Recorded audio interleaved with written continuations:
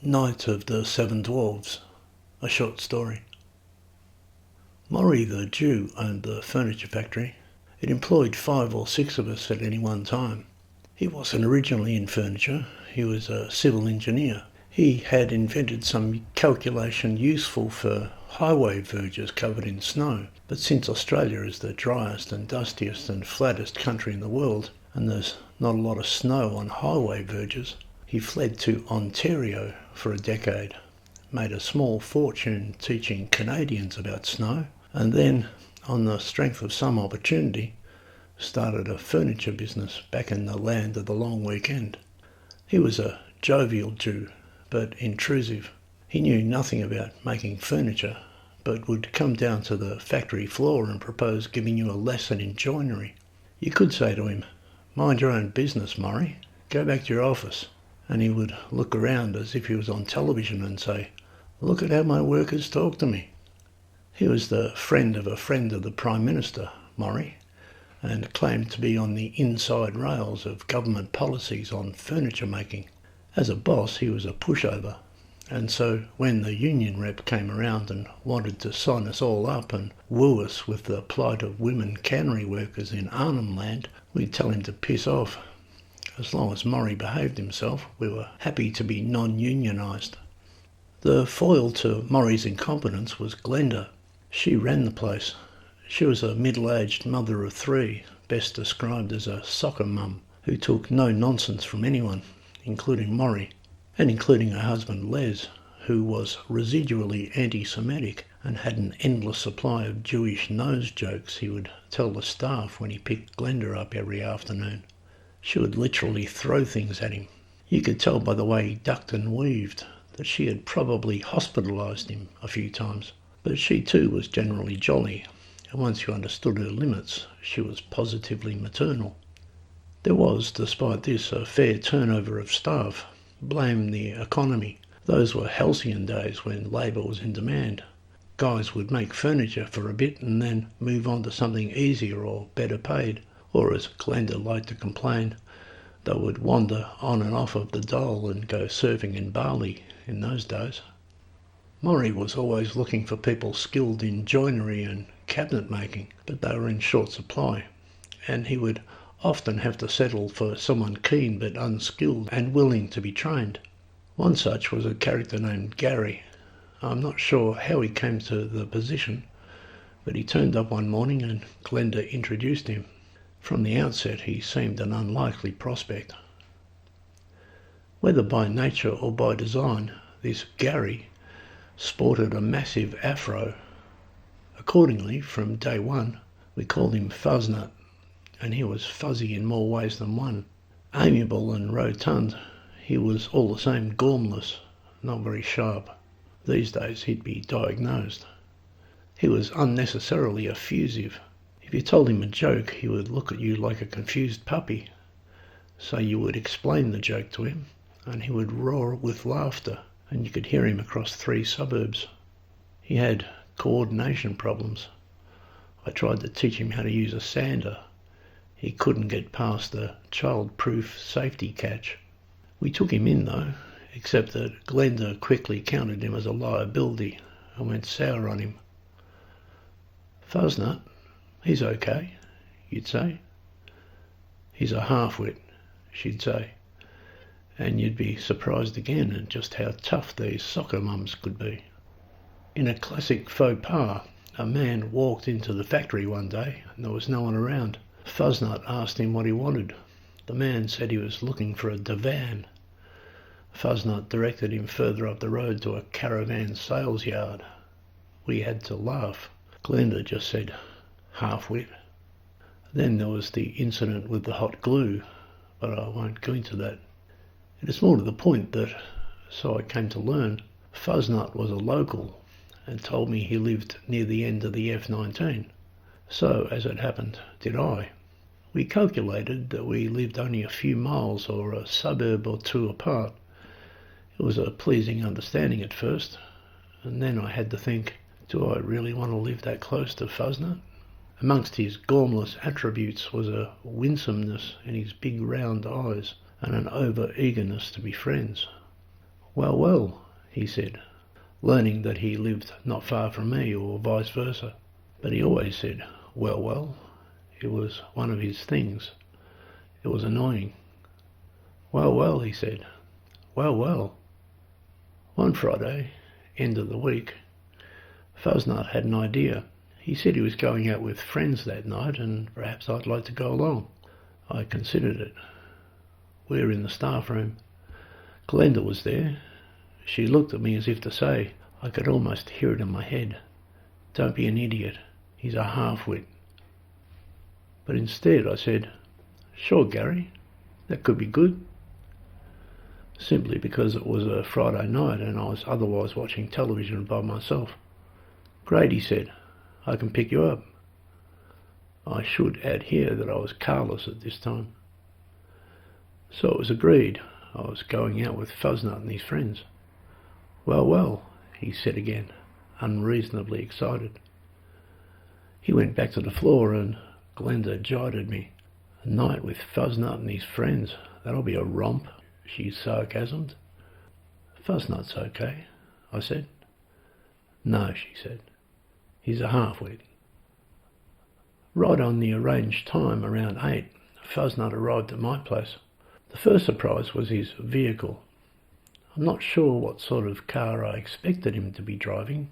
I wouldn't have been surprised if he was driving a Renault or a Citroën or some other weird European thing, rather than a Holden or a Ford like everybody else.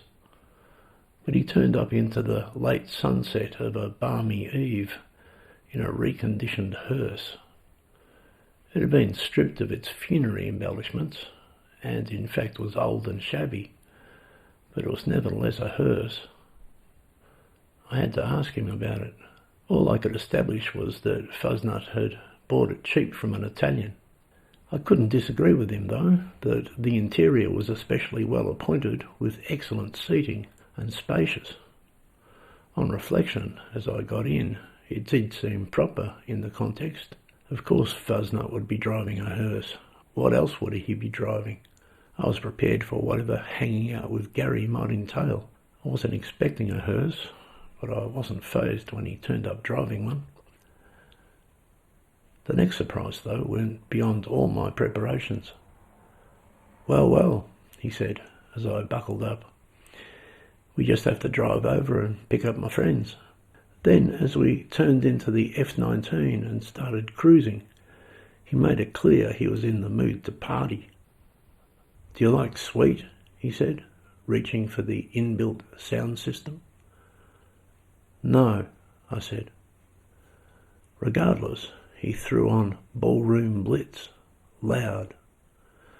And to this day I have a compelling recollection of cruising along the F-19 in a hearse on a balmy evening, being chauffeured by a half-wit with an afro, listening to Ballroom Blitz with the windows down and the breeze in my hair.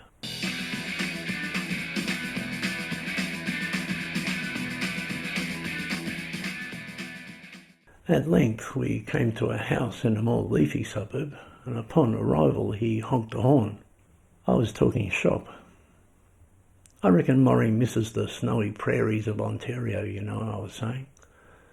I was worried about Maury. We all were. What the hell was he doing in furniture? But just then, in response to the honked horn, a door opened and outwards trooped. I think trooped is the right word here. Outwards trooped a group of dwarves. I'm still not sure what the collective noun is for dwarves, a group or a troop. I was sitting in the hearse in the passenger seat. I was casually expecting Fuzznut's friends to emerge, although I was expecting them to be full-sized. Instead, out walked or trooped dwarves, who headed up to the car, opened the back and started climbing in. At first I was too taken aback to count them, but when Fuzznut and everyone started saying hello, I realised there were 7. Just before this, I did get a quick chance to swing around to Fuzznut and say quietly, "Your friends are dwarves?" "Yeah," he smiled. "Where'd you meet them?" I asked. At a nightclub? He said. Okay, I nodded. Once the hearse was loaded up with dwarves, Fuzznut, with a well, hit the F-19 again and we cruised along to Sweet's greatest hits. There was, however, some conversation from the back that I could overhear. There were 5 men and 2 women. One of the women was a feisty item named Alexa, and I surmised from her that being a dwarf was not a laughing matter. She was expletive-ridden, swore like a trooper, and was telling one or more of the dwarves that some other lady dwarf was a, quote, little slut, unquote. The dwarves were mid-ruckus. As I say, there were 7 of them. You couldn't organise that with a casting agency. Our destination, it emerged, was the beach. The beach on everybody's lips was Edithvale, and I gathered they had all been there before. But before that, we swung into a drive-through bottle-o to buy some liquor. I came equipped with a couple of cans of lager for myself, but the dwarves piled out the back of the hearse, trooped into the bottle shop, loaded up on vodka and what have you, trooped out and climbed back into the hearse. And Fuzznut said, well. From the passenger seat, I looked over at the bottle shop assistant. He looked at me as if to say, is that 7 dwarfs in a hearse? And I looked back at him as if to say, yes it is. Then we went to Edithvale. This is a neat urban beach on the bay. There's a car park, public toilets and a series of beach shacks and little boat houses against the foreshore tea tree, and it is generally unfrequented. It was a bit surreal in itself because my grandma had taken us kids to Edithvale in long ago summer times. It was a place of innocent recollections. The tone of the outing was set by Alexa, who jumped out of the hearse and squatted in the car park to urinate. One of the other dwarves said, hey, there's public toilets over there. To which Alexa said, fuck you. Then add to this some hard drinking. Fuzznut backed the hearse right up to the sand, opened the back doors and pumped out Sweet on replay, and everybody knew the songs and sang along. I wanted to ask, Sweet, is this a dwarf thing? But the opportunity didn't arise. It was some sort of dwarf/glam rock scene. Fuzznut was fully fluent in dwarf talk. I was generally tongue-tied. What do you say to 7 drunk dwarfs singing Sweet on a beach late one Friday night? The seaside salubriation was my solace. I drank my few cans of beer and enjoyed the lapping tide. I tried to make conversation. So, do you guys all work together? I asked at one point, as we sat on the sand in a circle. The night, as I say, was balmy. But putting a question like this to 7 dwarves arouses commotion. Did they all work together? They couldn't agree, yes or no. One of the fellows said that yes, they did work together, but then he pointed to Alexa and said, except her, I don't work with that bitch. I wondered if they were in the wrestling game, because once they were drunk enough, they started grappling in 2s or 3s over minor disputations. In general, they were disputatious, these dwarves. For the most part, they were ill-tempered, but for the most part, they ignored me, and Fuzznut found all their arguments hilarious and said, well, as one dwarf chased another with a vodka bottle. The pinnacle of the evening was when they broke into a boathouse. I followed them in out of curiosity. There was a runabout, red, fast asleep under canvas covers. Several dwarfs, built for small spaces, climbed under to check the vessel out. It was while they were rummaging around, quite fun, that Alexa was standing beside me, and for some reason I asked her, "Can you swim?" I don't know why I asked her that. She was quick. "No," she said, "but I make a splash." She had a big personality. Eventually the alcohol peaked into its beta phase.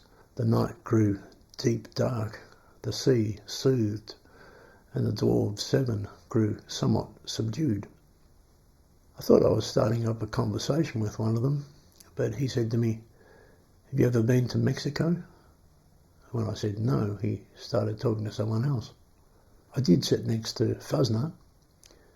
"You met them at a nightclub," I said. One of the dwarves was named Stan. He and Fuzznut were friends. The story was that Stan and Fuzznut met on the dance floor, and Stan introduced Fuzznut to his troupe. I had the image of little Stan and full-sized Fuzznut with his massive afro grooving together on the dance floor, but nevertheless. Fuzznut was delighted that I'd come along. Watching TV at home alone can't compare to watching 7 dwarves fighting by the seaside. I tried to talk shop. "So, do you like working for Murray?" I asked. The fuzzy one was unnecessarily effusive again. "Oh yeah," he declared. "You guys are like family to me."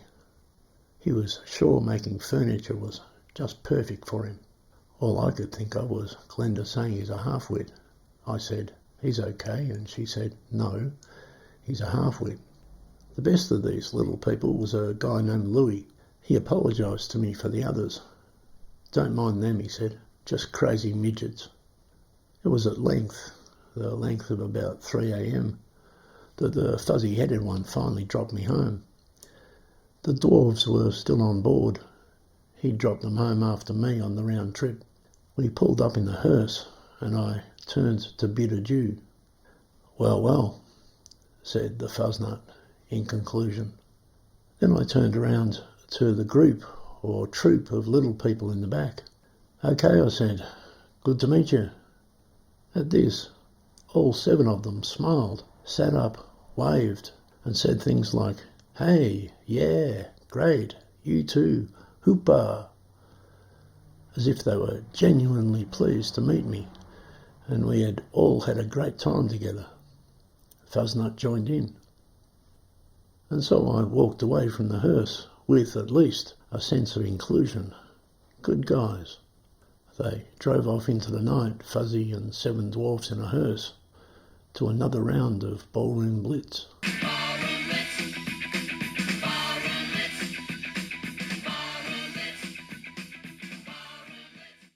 Monday was a holiday, landed a long weekend, but we were back at the factory on Tuesday. Murray was in, fussing about like a rabbi's wife. The whole problem clearly was that you can't transpose skills good for snowy highway verges to making furniture. Fuzznut was in. He really didn't get the hang of right angles. Glenda came up to me and said, "How'd you go with Fuzznut and his friends?" "No," I said, not looking up. "No?" "Just no," I said. "Where'd you go?" she pressed. "No, Glenda, no." By Tuesday, I didn't want to talk about it. Glenda wasn't amused. "I told you," she said. "He's a half-wit."